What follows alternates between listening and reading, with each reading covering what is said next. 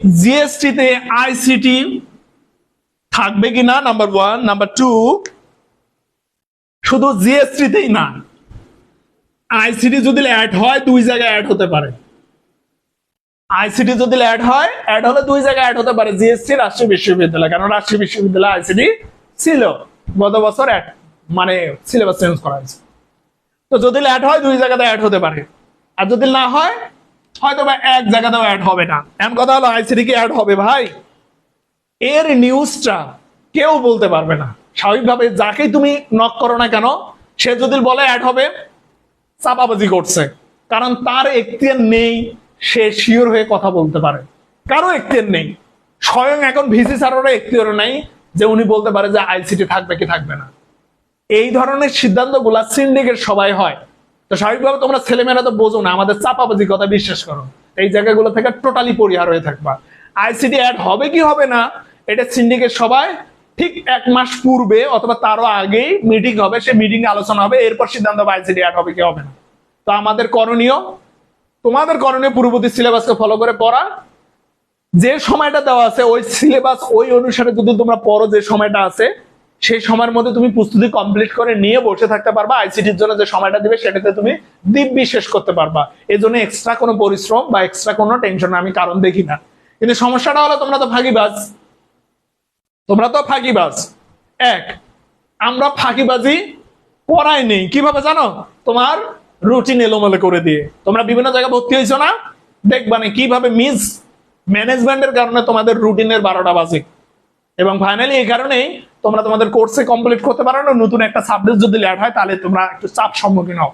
তবে আইসিটি নিয়ে যেটা বলি, যদি ল্যাড হতে পারে দুই জায়গায় অ্যাড হতে পারে, যদি না হবে কোনোটাতে না হওয়ার সম্ভাবনা বেশি আছে। অ্যাড হবে কিনা এই ধরনের নিউজগুলা ঠিক পরীক্ষার 1 মাস অথবা সার্কুলার দেওয়ার আগে পাবা। এমন কথা হলো, তারপরেও আমার দৃষ্টিকোণ থেকে কেমন সম্ভাবনা রয়েছে, আমার দৃষ্টিকোণ থেকে কোনো ধরনের সিলেবাস চেঞ্জ হবে না। কারণ হিসেবে একটাই বলবো, সামনে ইলেকশন, পরিস্থিতি গরম থাকবে, স্বাভাবিকভাবে এই ধরনের সিদ্ধান্তগুলো নেওয়া বা এই ধরনের বিষয়গুলো নিয়ে কথা বলার সুযোগ তেমন হয়তোবা সিন্ডিকের সময় তারা পাবে না, কোনো ঝামেলা করবে না। একইভাবে একই নিয়মে পরীক্ষা হওয়ার চান্স আছে। ঠিক একইভাবে একক বিশ্ববিদ্যালয়ে ভর্তি পরীক্ষা কি হবে, সামনে যে আমাদের রাজনৈতিক পরিবেশ পরিস্থিতি আসতে যাচ্ছে, আল্লাহ পাকে ভালো জানে কেমন আসবে।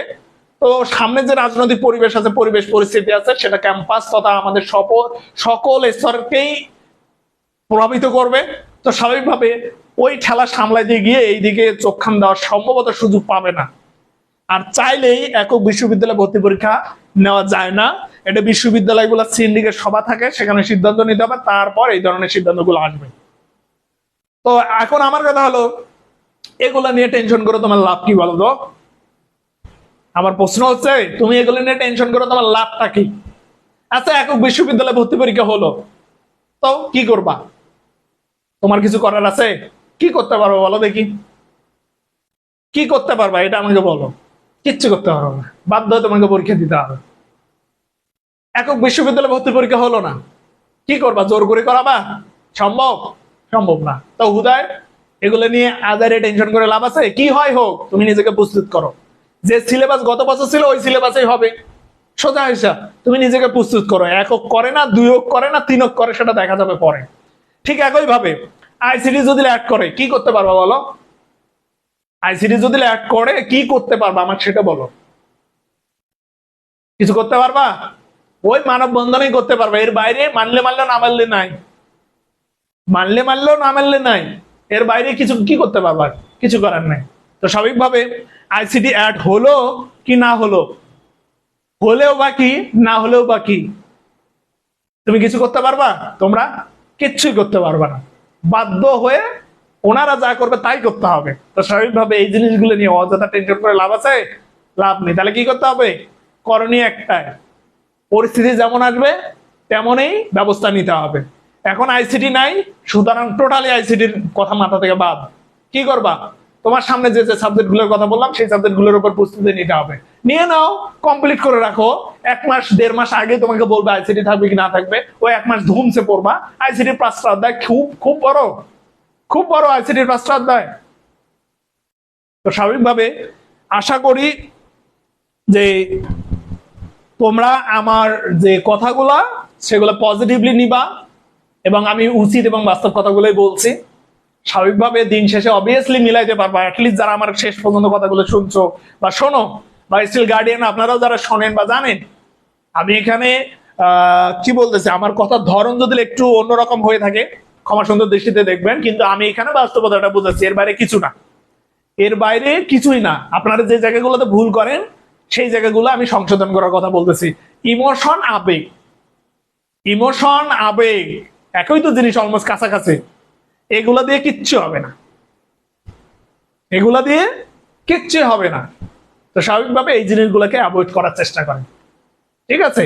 অল টাইম মাথায় রাখবেন, এডমিশন টেস্টে চান্স পাওয়ার ক্ষেত্রে না কোনো কোচিং প্রতিষ্ঠানের কারিশমা আছে, না কোনো বড় ভাইয়ের কোনো এক্সট্রা কারিশমা আছে, কারো কোনো কারিশমা নেই।